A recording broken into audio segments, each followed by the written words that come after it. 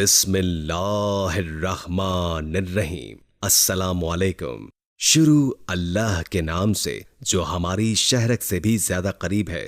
ہماری دعا ہے کہ اللہ تعالیٰ آپ کے ہر کام میں آسانی پیدا کرے اور آپ کو راہ ہدایت پر رکھے، آمین۔ آج کی ویڈیو میں ہم آپ کو بتائیں گے کہ بت پرستی کی ابتدا کیسے ہوئی، تو چلیے ویڈیو شروع کرتے ہیں۔ آدم علیہ السلام کے بعد توحید پر قائم رہنے کے لیے 1000 سال کے بعد لوگوں میں بت پرستی اس طرح شروع ہوئی ہے کہ ان برے لوگوں میں بعض نیک لوگ بھی تھے۔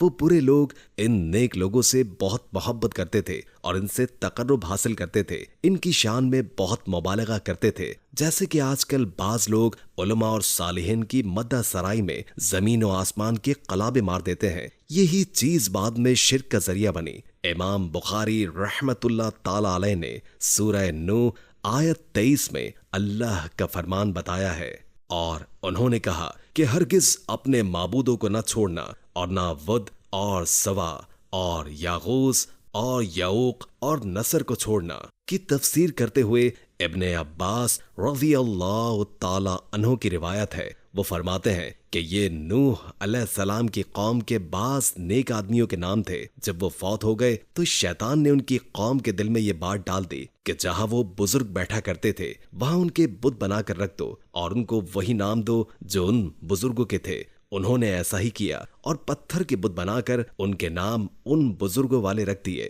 اس وقت ان بتوں کی پوجا نہ ہوئی، لیکن جب یہ لوگ فوت ہو گئے اور علم مٹ گیا تو ان کی پوجا ہونے لگی۔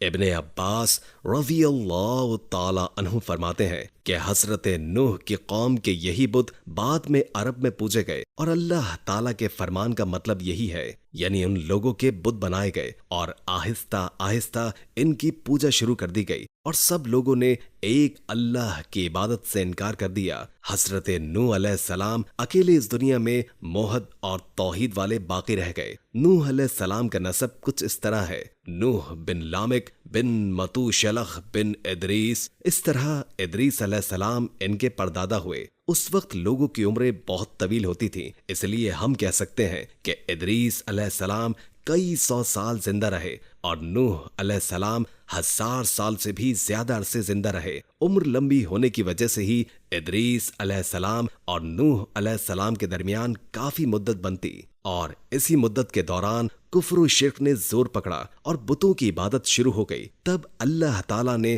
نوح علیہ السلام کو زمین میں مبعوث فرمایا۔ ابن عباس رضی اللہ تعالی عنہ سے روایت ہے کہ نبی کریم صلی اللہ علیہ وآلہ وسلم نے فرمایا، آدم علیہ السلام اور نوح علیہ السلام کے درمیان 10 کرب تھے۔ 1 کرب 1.25 سال کا ہوتا ہے۔ آدم علیہ السلام کے 1000 سال کے بعد لوگ توحید پر قائم رہے، پھر آہستہ آہستہ شیطان نے انہیں شرک کے راستے پر ڈال دیا۔ شرک عام ہو گیا، ایک اللہ کی عبادت بالکل ختم ہو کر رہ گئی۔ تب اللہ نے نوح علیہ السلام کو مبعوث فرمایا۔ انہوں نے اللہ کی طرف دعوت دی اور انہوں نے بہت مشقت اٹھائی، جیسے کہ سورہ نوح میں اللہ فرماتے ہیں، اللہ تعالیٰ بخشش و رحم کرنے والے کے نام سے شروع کرتا ہوں۔ یقیناً ہم نے نوح کو ان کی قوم کی طرف بھیجا کہ اپنی قوم کو ڈراؤ اور خبردار کرو اس سے پہلے کہ ان کے پاس دردناک عذاب آ جائے۔ انہوں نے کہا، اے میری قوم، میں تمہیں صاف صاف ڈرانے والا ہوں کہ تم اللہ کی عبادت کرو اور اس سے ڈرا کرو اور میرا کہا مانو، تو وہ تمہارے گناہ بخش دے گا اور تمہیں ایک وقت مقررہ تک چھوڑ دے گا۔ یقیناً اللہ کا وعدہ جب تک آ جاتا ہے تو موقوف نہیں ہوتا، کاش تمہیں سمجھ ہوتی۔ نوح علیہ السلام تبلیغ کے سلسلے میں سخت محنت کرتے تھے، دن رات لوگوں کے گھروں میں اور ان کے اجتماعات میں جا جا کر انہیں دعوت دیتے۔ آپ انہیں اعلانیہ اور پوشیدہ طور پر دعوت دیتے، یہاں تک کہ دعوت دیتے دیتے انہیں 950 سال گزر گئے، لیکن سوائے چند لوگوں کے کوئی ایمان نہیں لایا۔ تب انہوں نے اللہ سے دعا کی، اے میرے اللہ، میں نے اپنی قوم کو دن رات تیری طرف بلایا، لیکن میرے بلانے سے یہ اور زیادہ بھاگنے لگے۔ انہوں نے اپنے کانوں میں انگلیاں ٹھوس لی، اپنے اوپر کپڑے اوڑھ لیے اور کہنے لگے، ہم تیری شکل نہیں دیکھنا چاہتے۔ میرے اللہ، یہ لوگ تیری باتیں سننا پسند نہیں کرتے۔ میں نے پھر بھی ان سے کہا، میرے مالک سے بخشش طلب کرو، وہ بڑا بخشنے والا ہے۔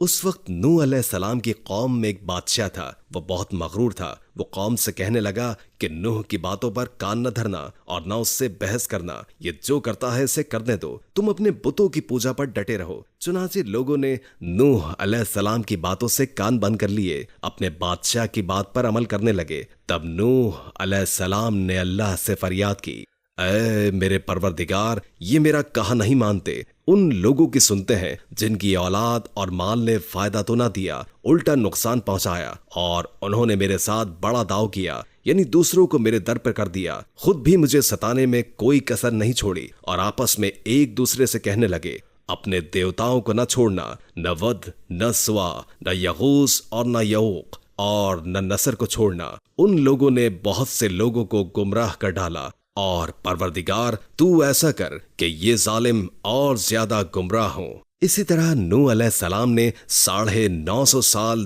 دن رات لوگوں کو اللہ کی طرف بلایا، لیکن اتنے طویل عرصے میں صرف 80 کے قریب لوگ مسلمان ہوئے، اور ان مسلمانوں کی اکثریت فقراء اور مساکین، ناتواں اور غلام قسم کے لوگوں پر مشتمل تھی، جن کے معاشرے میں کوئی حیثیت نہیں ہوتی۔ مشکل سے 10 ایماندار ایسے ہوں گے جو شرفا کے مالک ہوں گے۔ چنانچہ نوح علیہ السلام کے مغرور سرداروں نے اس صورتحال کو دیکھا تو اکٹھے ہو کر نوح علیہ السلام کے پاس آئے اور کہنے لگے، اے نوح، ہم چاہتے ہیں تیری بات سنیں اور لوگوں کو بھی تیری باتیں سننے کی ترغیب دیں اور تجھ پر ایمان لے آئیں، لیکن اس سے پہلے ہماری ایک شرط ہے، اور وہ یہ کہ آپ کے حلقے میں جو یہ ذلیل اور حقیر لوگ آ گئے ہیں انہیں دھکے دے کر ہمارے پاس سے نکال، اس لیے کہ ہم اپنی قوم کے سردار، چودھری اور مقام و مرتبے والے لوگ ہیں، اس لیے ہم ان فقیر لوگوں کے پاس نہیں بیٹھ سکتے، اگر آپ انہیں نکال دیتے ہیں تو ہم ایمان لے آئیں گے۔ اللہ تعالیٰ نے نوح علیہ السلام کی قوم کے ان سرداروں کی تردید سورہ ہود کی ان آیات میں کی ہے۔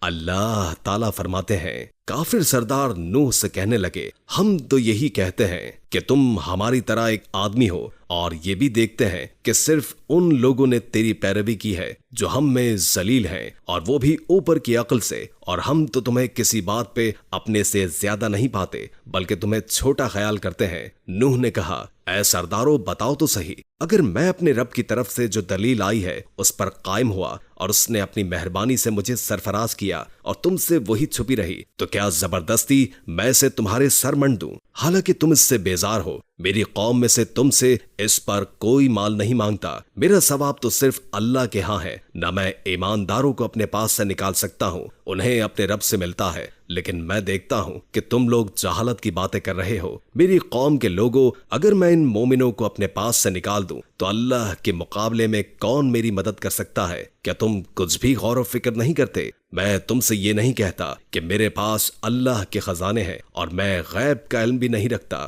نہ میں یہ کہتا ہوں کہ میں کوئی فرشتہ ہوں، نہ میرا یہ قول ہے کہ جن میں تمہاری نگاہیں ذلت سے پڑ رہی ہیں اللہ تعالیٰ انہیں کوئی نعمت دے گا ہی نہیں، ان کے دل میں جو ہے اللہ اسے بخوبی جانتا ہے۔ اگر میں کوئی ایسی بات کہوں تو یقیناً میرا شمار ظالموں میں سے ہوگا۔ اس پر نوح علیہ السلام کی قوم اور اکڑ گئی اور وہ کہنے لگی، اے نوح، بس بہت ہو گیا، تو نے ہمیں بہت ڈرایا دھمکایا، اب اگر تو سچا ہے تو جس چیز کا وعدہ تو ہم سے کرتا ہے اس کو لے آ۔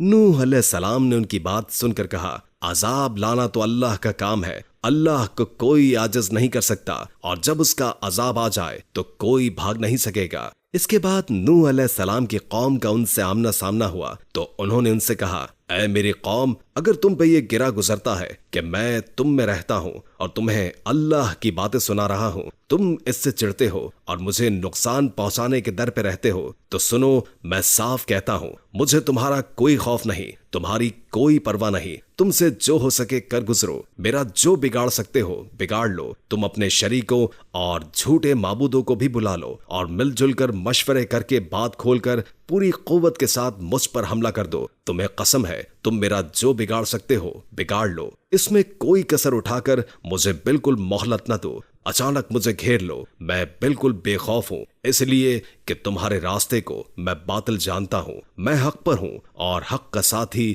اللہ ہوتا ہے، میرا بھروسہ اسی ذات عظیم پر ہے، مجھے اس کی قدرت کی بڑائی معلوم ہے۔ نوح علیہ السلام نے واضح الفاظ میں اپنی قوم کو چیلنج کر دیا، لیکن کسی میں طاقت نہ ہوئی کہ نوح علیہ السلام کا مقابلہ کر سکے، چنانچہ کہنے لگے، इसे छोड़ दो, ये मजनून और बेवकूफ है, नऊजुबिल्लाह। बहरहाल मामला इसी तर्ज पर चलता रहा, यहाँ तक कि साल हा साल गुजर गए, लेकिन कोई मुसलमान नहीं हुआ। फिर पहाड़ पर रहने वाले लोग रोज बरोज बुराई पर तरक्की करते चले गए, और जो लोग शुरू में ईमान लाए उनके अलावा और कोई शख्स ईमान न लाया। नूह अलैहिस्सलाम उन्हें मुसलसल दावत देते रहे, मगर बेअसर, यहाँ तक कि अल्लाह ताला ने नूह अलैहिस्सलाम की तरफ वही की कि अब कोई शख्स ईमान नहीं लाएगा। उम्मीद है कि आज की वीडियो आपको अच्छी लगी होगी। अगर वीडियो अच्छी लगी हो तो लाइक करके हमारे चैनल को सब्सक्राइब कर दें और बेल आइकॉन को क्लिक करें, ताकि हमारी नई आने वाली वीडियोस का आपको पता चलता रहे। अगर जिंदगी रही तो एक और वीडियो के साथ इंशाअल्लाह हाजिर होंगे। अभी हमें इजाजत दीजिए। अल्लाह हाफिज।